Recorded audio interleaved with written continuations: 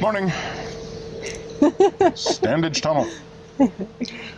Not the light at the end of the tunnel. No, it's not. No. There's a sign on the front of the tunnel. Yeah, saying don't go in here. We brought the boat down from the top of the locks yesterday because there's no boat trips at the moment, so you can come down a bit early. And they had actually, like, there was loads of staff here and they had actually taken the trip boat in but with no passengers, and so the gates were unlocked and I was like, Michael, put your foot down, let's just go now. Hammer it. We're on our way through. But we didn't. No, we didn't. We very much did not. So today's trip's going to be a little different. Well, a lot different. Yeah. Because obviously we came through last year the other way, and that time you drove. I drove, and there was a pilot on there sort of giving me information and telling me about, the tunnel and all that sort of thing, and they sort of chaperoned me through. However, due to COVID, as it seems absolutely everything is affected by that, so is this.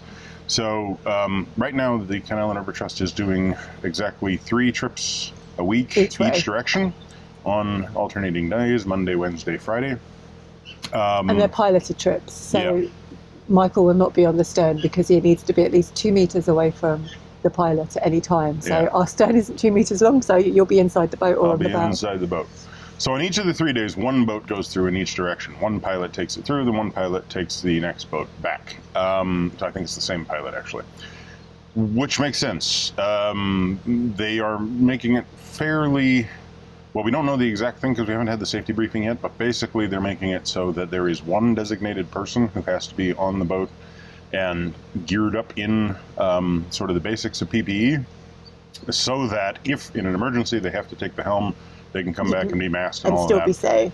One other person is allowed on the boat. Actually, multiple people are allowed on the boat, but only one other person is allowed on the bow of the boat. Which means that if I was staying with George, coming through the tunnel, only me or only Michael could be on the front, and the other one, there's a car. Yep.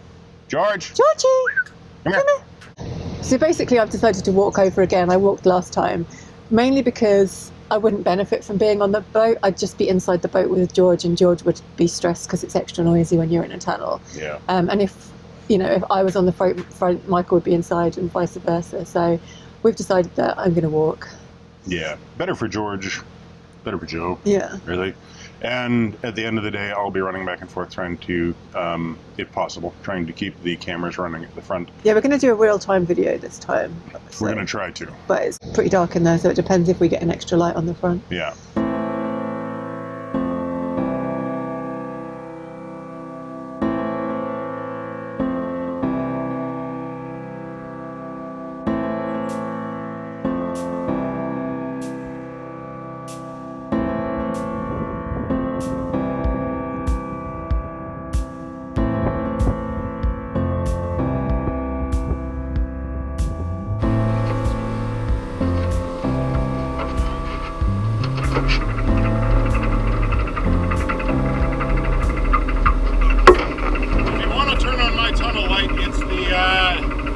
It's a switch that looks like a light. There you go. That's us.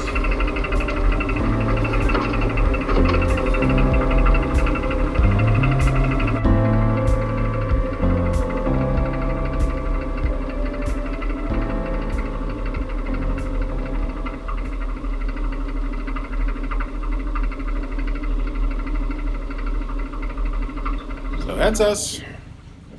We're heading into the tunnel. Not sure how much light there will be in here. I got a little bit of light, so maybe I can talk to this thing every once in a while.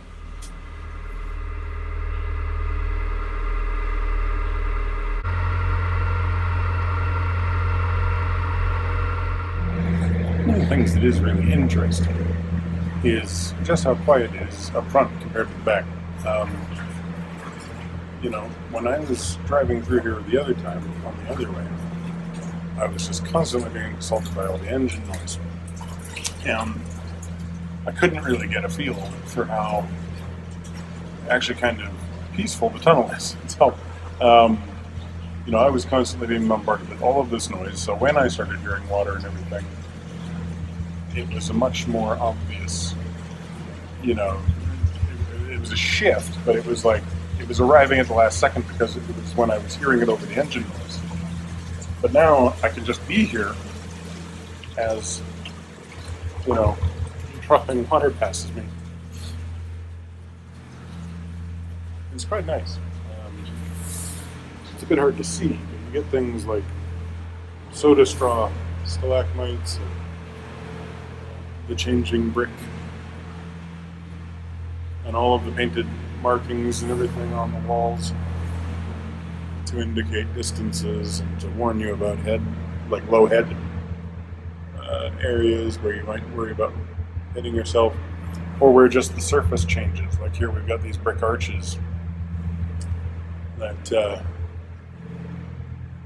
represent a different structural portion of the tunnel. So yeah, it can be. I kind of wish Joe had actually ridden up here, although honestly George would be having a fit. It's quite a bit quieter here than I expected. And admittedly, it's like there's been much less rain, so it's not nearly as drenched and pouring in as when we came through the last time. So George wouldn't enjoy it at all, and I think Joe would have found it interesting for a little while, but for both of us, dealing with George's stress wouldn't have been great. But it is interesting to see it from this different perspective than driving the boat, which is a very different take on things, because you're mainly looking at the silhouette of the boat in front of you instead of looking at the oncoming tunnel. So yeah, it's nice to be able to pay attention to different details. Sorry, I keep getting distracted by looking at things, but while there's nothing here that's actually hanging out far enough to hit my head, there are a few things every so often that if we drifted too far to one side, these little metal bolts stick out a little bit, and you can imagine accidentally clocking yourself if you leaned over. So I'm just trying to stay inside the profile, but also get a view of what's going on.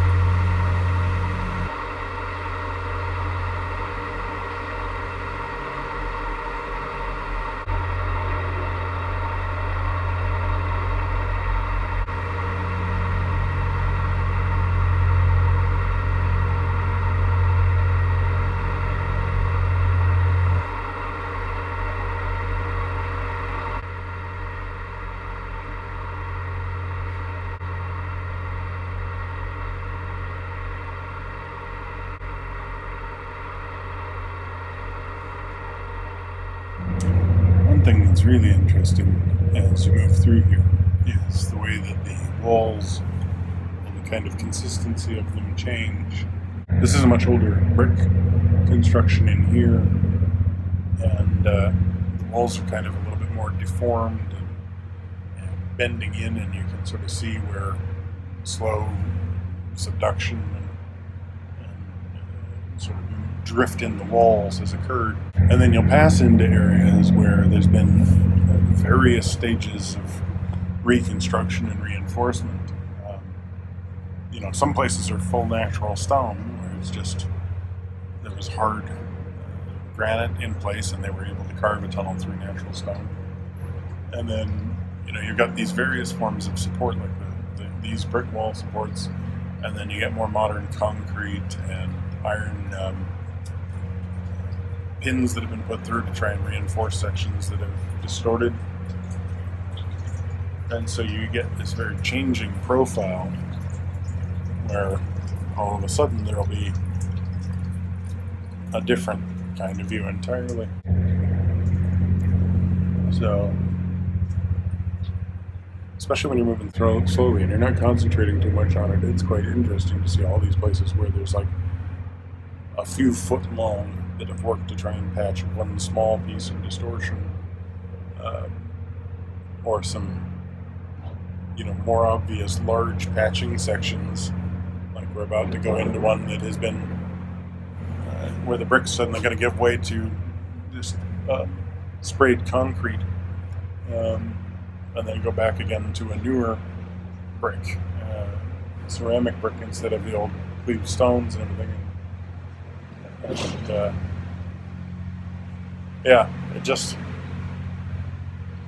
really changes quite a bit, slowly but surely. And it means the head height changes quite often too. The bounds, even though even though the boat's being piloted right now by quite an experienced boatmaster, he still has to contend with the fact that there's sudden changes to the profile, both above and down below, and the overall shape of the canal is kind of just slowly distorting as we move through it.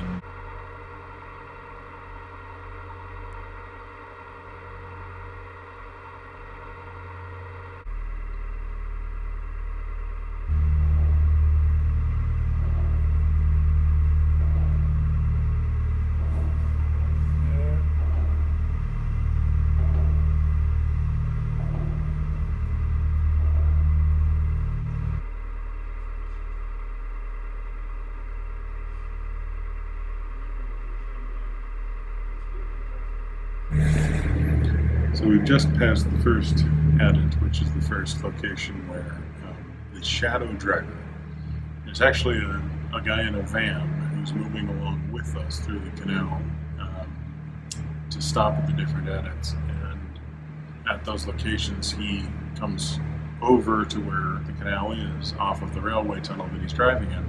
It's the disused railway tunnel, by the way, not the one that's in use. And he'll come over, shine the light. And it's really quite fascinating because it's really obvious looking through the camera that the camera simply doesn't pick up the details that my eyes do. Like I've got so much more of a view in here than this camera is capable of providing, which is really unfortunate because I keep having these things that I want to show you, but when I point the camera at them, unless I'm right beside them and then they're whizzing past like these things here, you can't really see the quartz.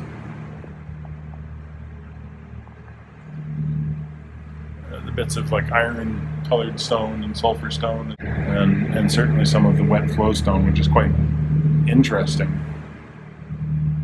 But there's no real way of getting a shot of it because by the time it arrives, it simply just appears for a moment and then floats past as far as the camera's concerned.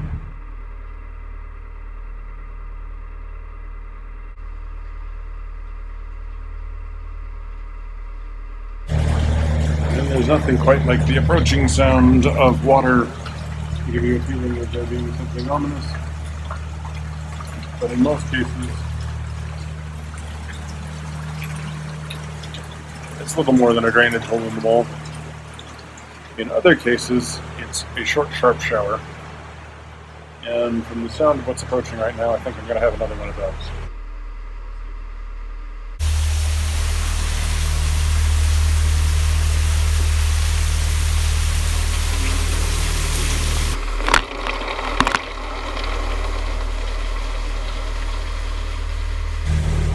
Good fun.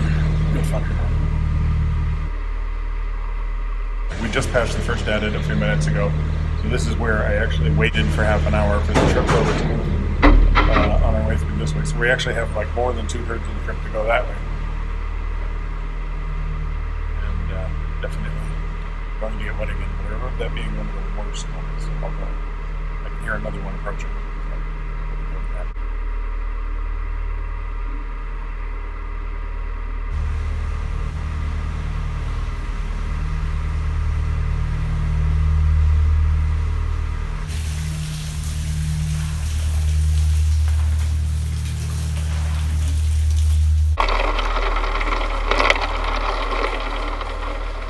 To dodge falling water leads to shaky camera work. At least I don't hear another one for a while. Yeah, more than a little sopping wet, but not too bad.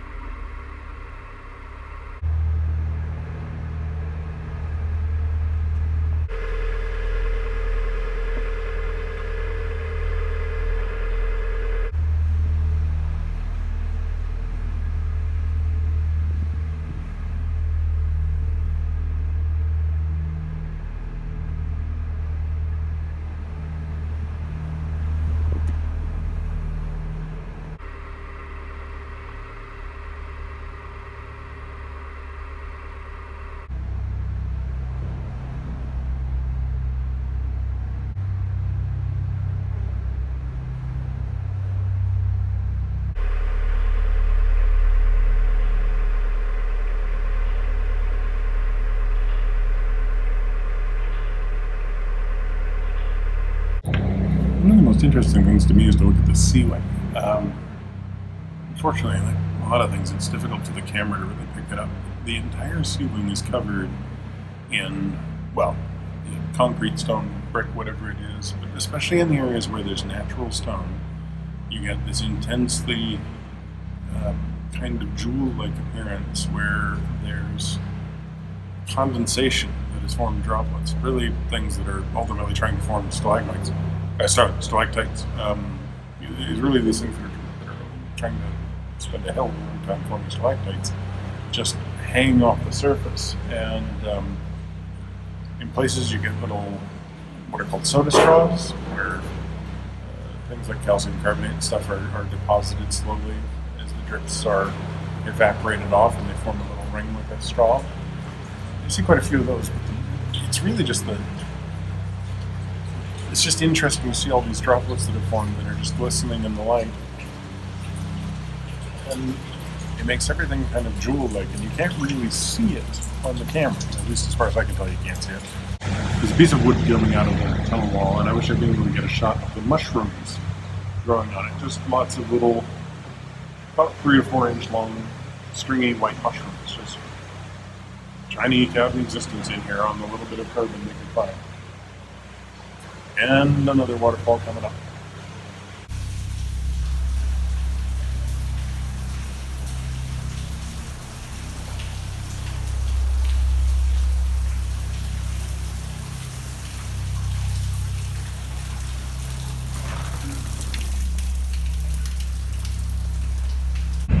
Always fun to get to the section where it's a lot of concrete repairs, and there's these scrape marks, that look like claw marks on the side, where you can see bits of concrete that's been torn away, just like on a little line, like as if something's dragged bear claws across it.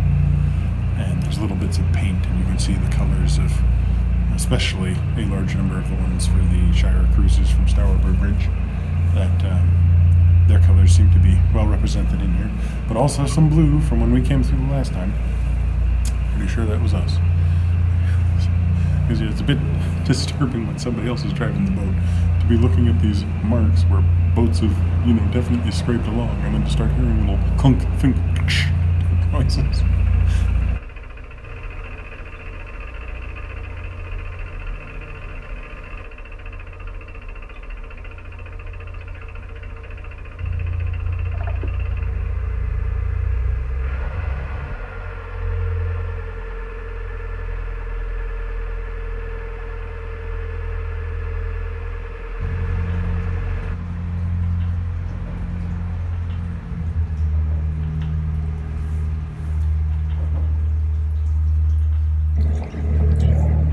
It's funny when you're approaching the adits where the shadow driver is coming down to shine a light down and wait below and just check with the driver that we're okay.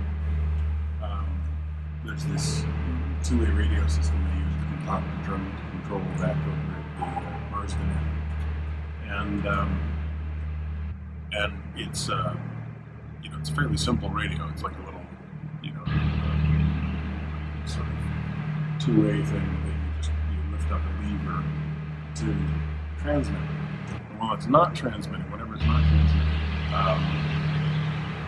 the driver explained it to me on the last time when the driver was taking us through. He told me that apparently there's some sort of a water leak somewhere, which is causing an occasional droplet or short on the wire. That's what they think is happening.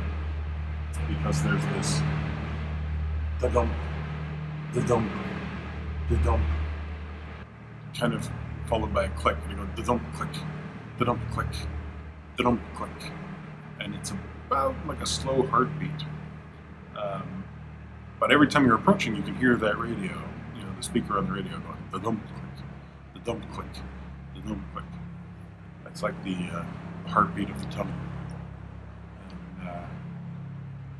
And then it disappears off into the distance, and you're just back with the sound of the engine echoing off things and the occasional, less than, I guess I would say, chilling sound of water falling somewhere up ahead.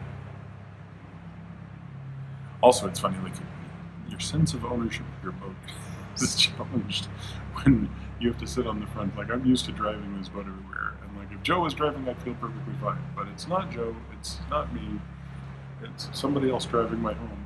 And while I trust him, every time I see these marks on the side of the wall where bits of stone are missing, or where there's little scratches where boats have hit, and there's the occasional clunk of our stern or bow or something up against, there's a real sense of like challenge to my ownership and sense of security of my home. So it's a little swear inside. Even though I know he's doing fine, there's just kind of this sense of like, oh, what was that? The chilling sound of water again. Fun.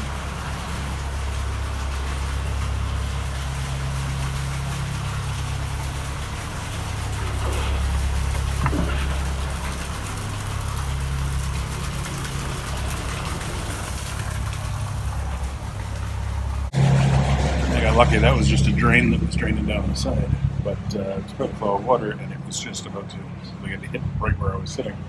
So I got it away at the last second. Man, is that water cold. Even just a little bit of it spritzing, and my hands are freezing.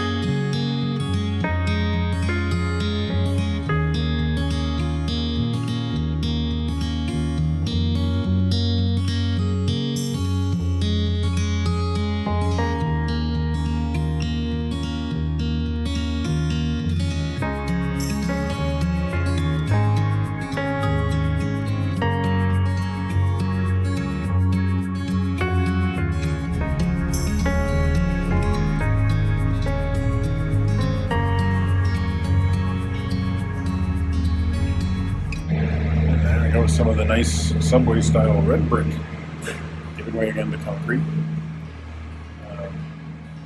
Yeah.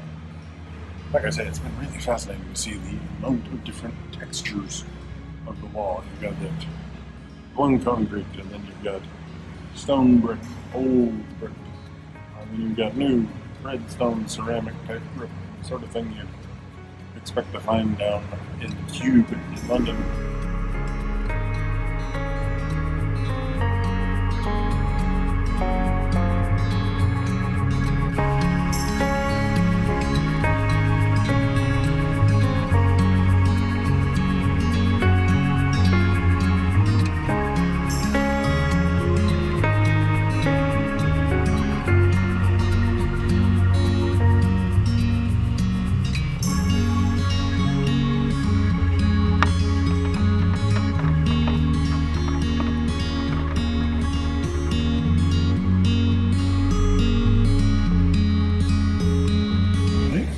Fourth at it, and the safety driver just waved again.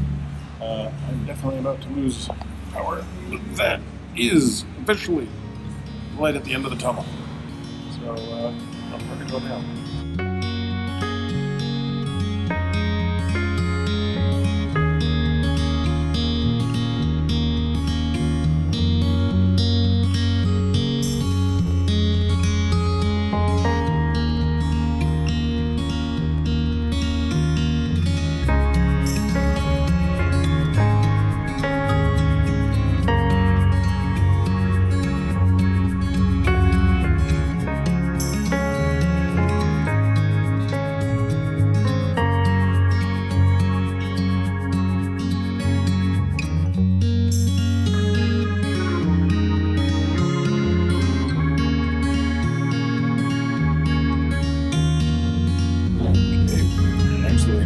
About 1% stuck on this long, but there we go, we have it, the official end of the light at the end of the tunnel. And that is Standedge Tunnel times 2.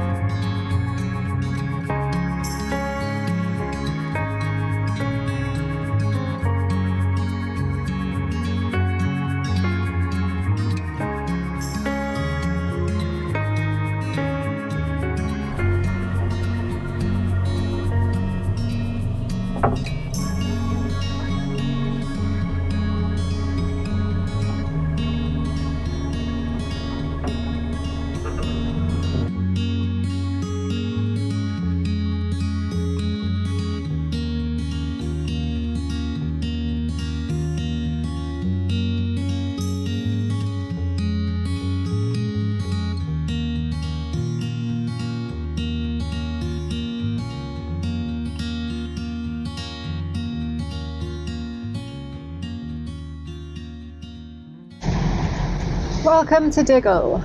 Yes. Welcome to Diggle. Other end of the Standedge Tunnel. I made it over the top. Michael made it through the middle. We made it to the fish and chip shop, and it was the best chip shop. Yeah. It's like huge props to the Diggle fish shop. Well, the first thing that happened when I came through was the guy who drove the boat through, quite ably, jumped off the back and was like, and there's a chippy. And I was like, excellent. Meanwhile, I'm at the chippy asking her what fat they use. Yeah, and Joe didn't have any cash on her. And she texted me to tell me that she was at the chippy, but my phone had just died, so I didn't actually get this information. So I drove over here to Moor Up, and I see her come walking back with George, and I just think, oh, I'm going to tell her about the chippy. And then I get off the boat, I'm like, there's a chippy. And she's like, I know, I was at the chippy. But I didn't have any cash, so you're going to have to walk over to the chippy. So our takeaway from today is not the passage through the Standedge Tunnel, it was the fact that we've got really nice chips. Yeah. And they were so friendly. It was great. It was like I come up to the door. They've got it really well organized for COVID. You go up to the front entrance to actually order, and there's just one person at a time to order, and then they've got a back exit from the kitchen where you queue up to actually receive your food. So you don't even need to go inside. It's really good. But there's like a whole bunch of people inside of there working, and they hear me, and they're just like, the one guy kind of stops flipping stuff and battering things, and it's like, I've got 2 questions. And I'm like, sure. And he's like, first, where's that accent from? Where are you from? And I give him the whole spiel, and I'm like, oh, okay, I'm from Oklahoma, but I've lived in Canada and stuff. And this kid's ears perk up when he hears Vancouver, because he's been to Vancouver and stuff. I think we get in this whole long conversation, and then we get to the end of it, and I look back, and I'm like, what was the second question? He's like, second question, what the hell brings you to Diggle? So then we got all that story probably. Yeah. So in case you can't tell, we're really happy to be through the Standedge Tunnel because it was a bit of an obstacle, and now we don't really have an obstacle for the rest of the year other than winter stoppages. Yeah.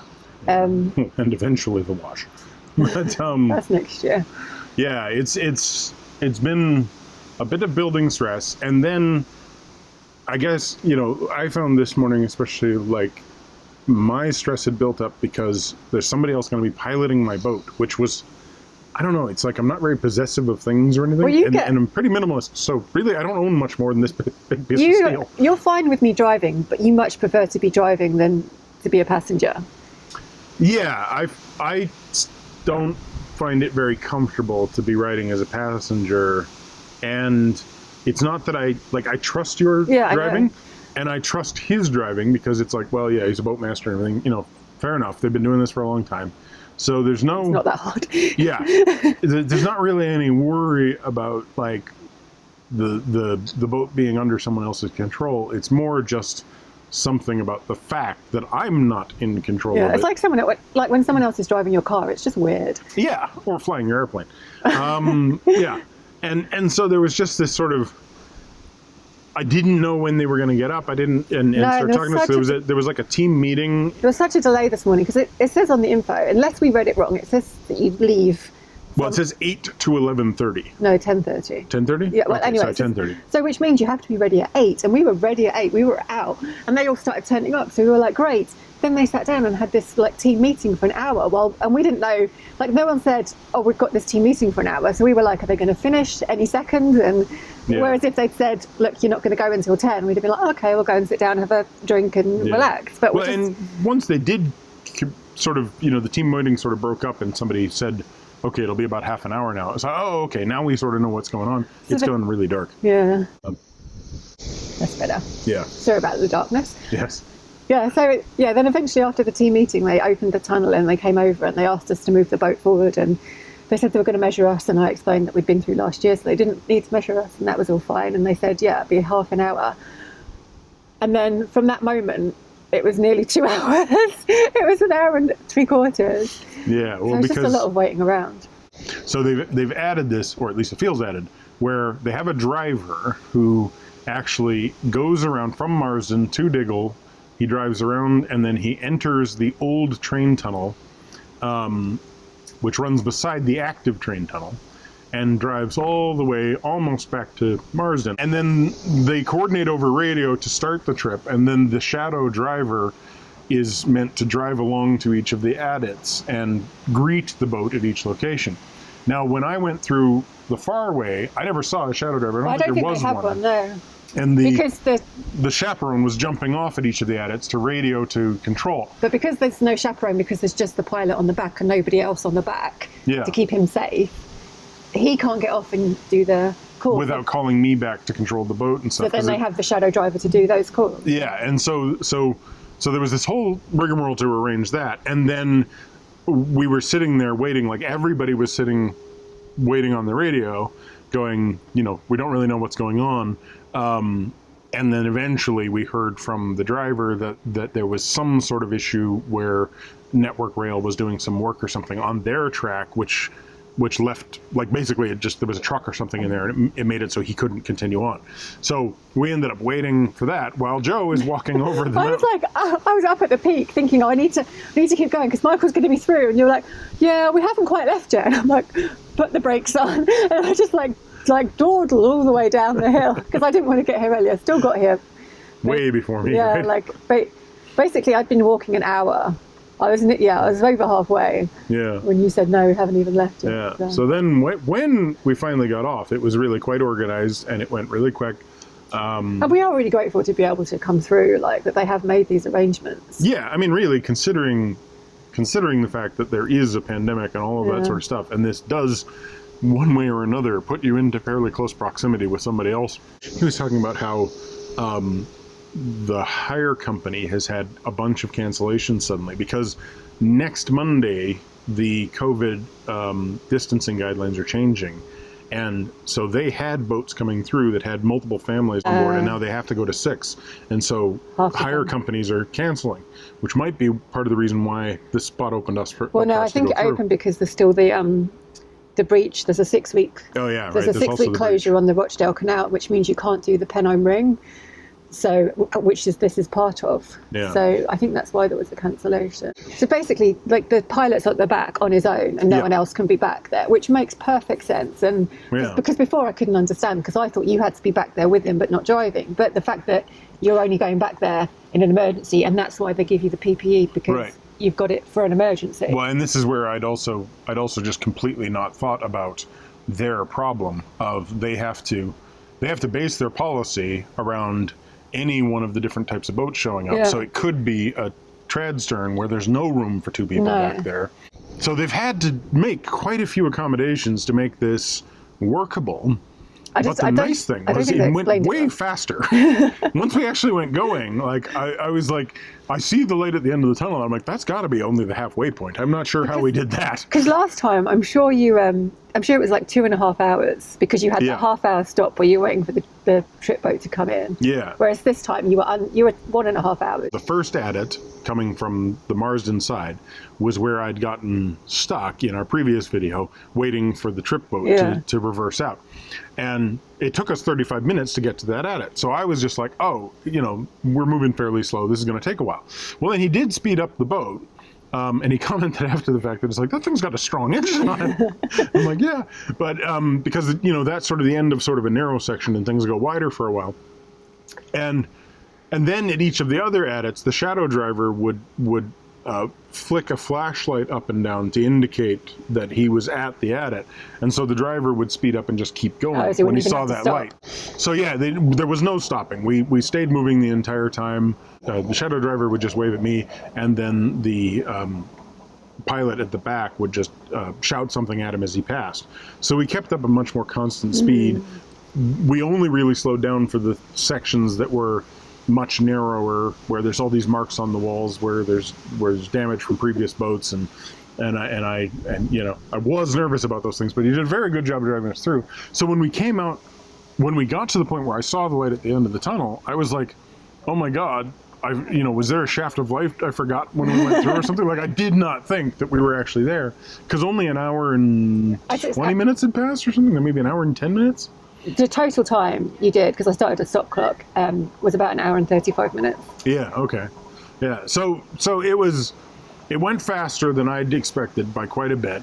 The tunnel was much drier, because that was one of my main complaints on the last time was just the sheer amount of water cascading off the walls. Well, there hasn't been as much rain, so we've definitely not had that problem. There was, I got hosed about 3 times this time instead of 20.